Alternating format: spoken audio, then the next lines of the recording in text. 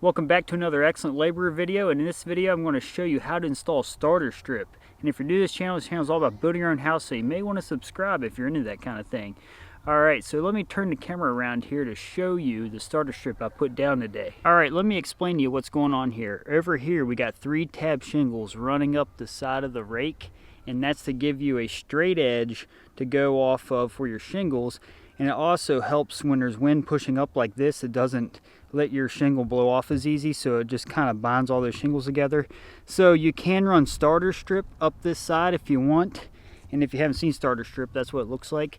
But they didn't send starter strip, so 3 tab shingles, or actually you can even use your regular dimensional shingles if you wanted to, just to give yourself a nice straight edge. So if you look over here, that is nice and perfectly straight. All you do is chalk a line up here, measure over 11 1/4 if you're using 12-inch 3 tabs, and come down here 11 1/4, chalk your line. Now give you a 3/4 inch overhang. That's the max overhang you want on dimensional shingles. But if you come down here, what you do is you just take a full piece of starter. The starter comes in the same length as your dimensional shingle, and you want to make sure you nail, just like a shingle, one on the end, and then make sure you put a few in the middle and then one on the edge. That assures that high winds won't pull it off. So just allow plenty of distance here for where your shingle is going to break. And your first shingle, when you start here, you're going to have to cut it back to allow for that breakage. So you could even cut the starter to allow for the break of that first shingle, but I figured I'll just go ahead and let my first shingle be cut. And then all you simply do is that's your nail pattern. And what you do on this stuff, same thing, 3/4 inch overhang. So with this particular starter strip, if I measure up 5 inches from the drip edge underneath this starter and chalk a line from this edge, and since this is such a long run here, I just came over about, I don't know, about a third of the way over on the roof, chalked this section, put this starter on, and then chalked this next section, then this next section. So I made 3 different chalk lines here because it's such a long run. Your chalk line will sag if you try to chalk that whole 80-foot run at once. But anyways, so go ahead and chalk your line, then put your starter strip down, nail it off with the pattern I said, and then just run them straight across till you get to the edge. This is like a hike. But let's look over here. So as you can see here, I had some starter strip left over from other house. That's why it looks different than the ones that we had down there. But it still is fine. It does the exact same thing.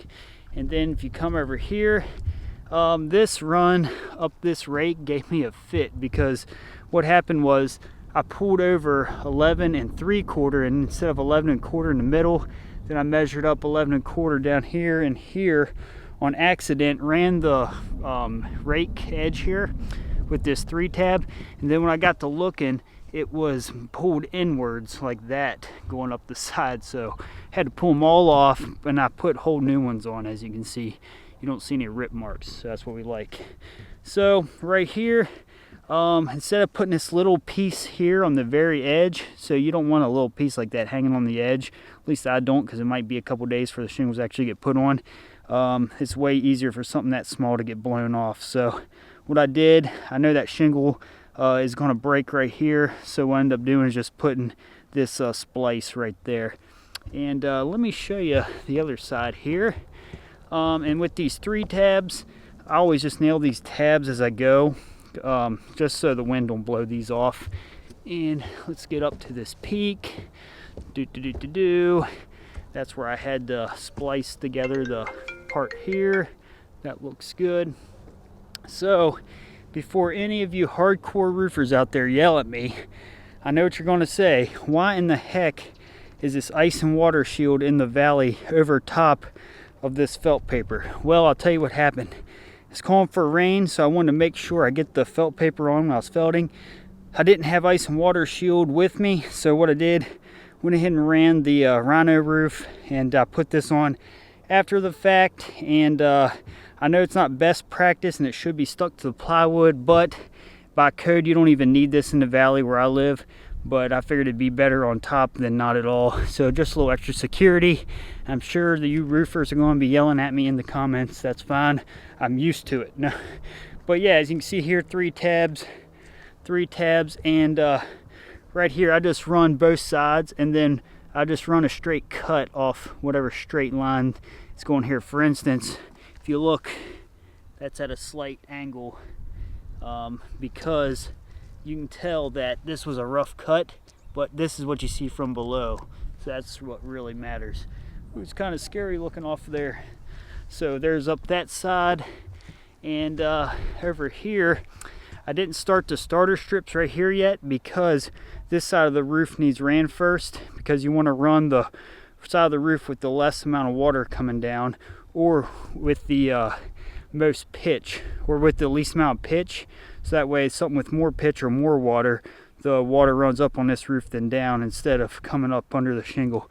If you've seen a valley before, it'd be a little easier to understand.